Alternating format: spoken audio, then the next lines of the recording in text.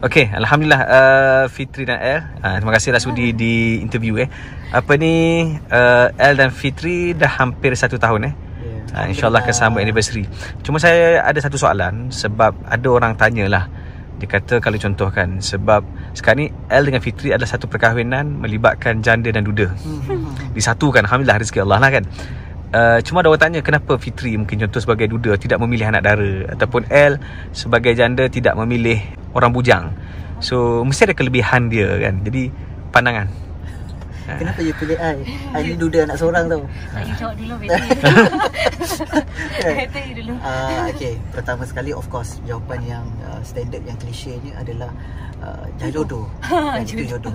Tapi pada saya personally, apa yang saya boleh kongsikan adalah, saya tidak menafikan, maksudnya dia bukan status itu menjadi keutamaan sebenarnya.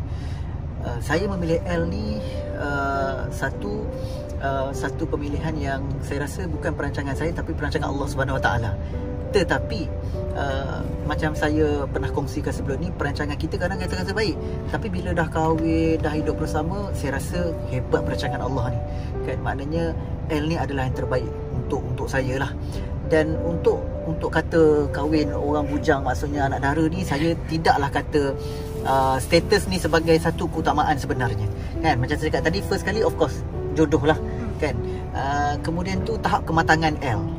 Maksudnya beliau mungkin pernah melalui fasa-fasa dalam kehidupan rumah tangga sebelum ni kan, dan beliau pun ada anak kan. Saya pun ada anak seorang. Jadi bila dah dua-dua ada anak kan, kita faham apa benda yang kita nak buat. Jadi dia lebih mudah lah untuk kata orang berkongsi. Hubungan kita pun macam kawan kan. Dan satu benda yang ini saya punya jawapan lah kan. Kalau El nak tiru tak tahulah. Kami ni tidak terlalu menekankan ataupun tidak terlalu bercerita ataupun ambil serius sangat tentang nak tanya kenapa bercerai dulu, kenapa pisah dulu. Sebab pada saya, yang saya nak hidup adalah sekarang dan masa hadapan. Masa lalu masing-masing jadikan sebagai pengajaran masing-masing. Itu yang saya dan El lakukan lah. Itu jawapan saya lah. You pula? Banyak tu dah semua kat situ. Saya bila dia pada awalnya memang of course betul, memang jodoh semua. Tapi satu je, boleh jaga ke tak suami kita tu?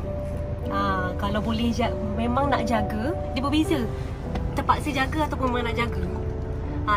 So bila kalau nak jaga, memang kita sendiri yang rasa siapa pun dia, bukanlah suami orang, maksudnya duda ke single ke, memang kita akan jaga. Try to keep that relationship lah. So saya satu tu je lah. Tak banyak sangat. Sebab memang nampak betul dia nak jaga saya. Tak, dia bila kita berada dalam satu keadaan ataupun suasana yang mana kita tidak kata kita kaya, mudah, senang, tak. Tapi boleh dikatakan dalam usia tertis ni, dalam stability, lepas tu ekonomi dan sebagainya, of course apa yang kita nak tu insyaAllah ada. Tetapi pada saya, boleh tak dia jadi klik kepada anak saya? Itu pun penting juga.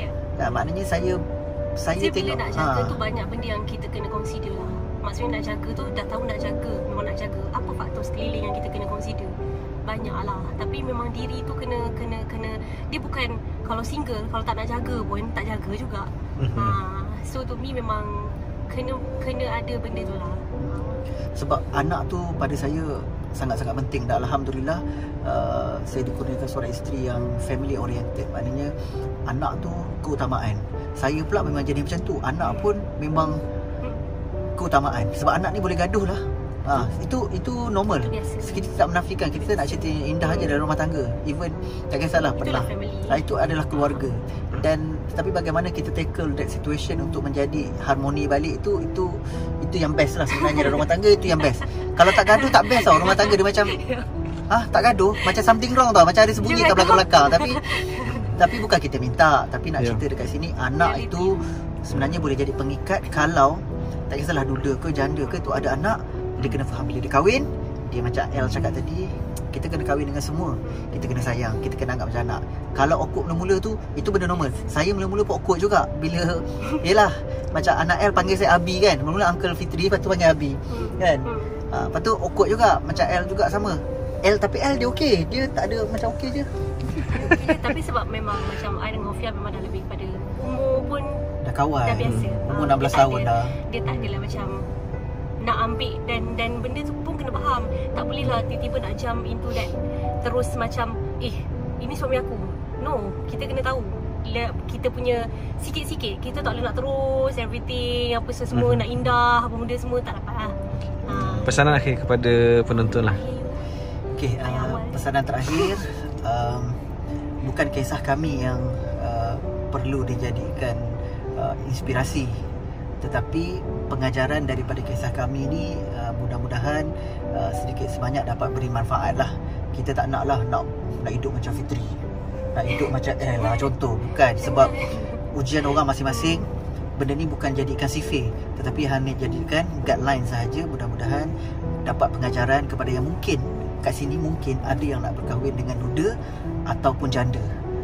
Sebab dia bukannya satu benda yang mudah, tetapi dia boleh jadi perkara yang sangat mudah sebenarnya kalau kita betul-betul faham kenapa kita berkahwin, kita nak kahwin. Itu yang paling penting.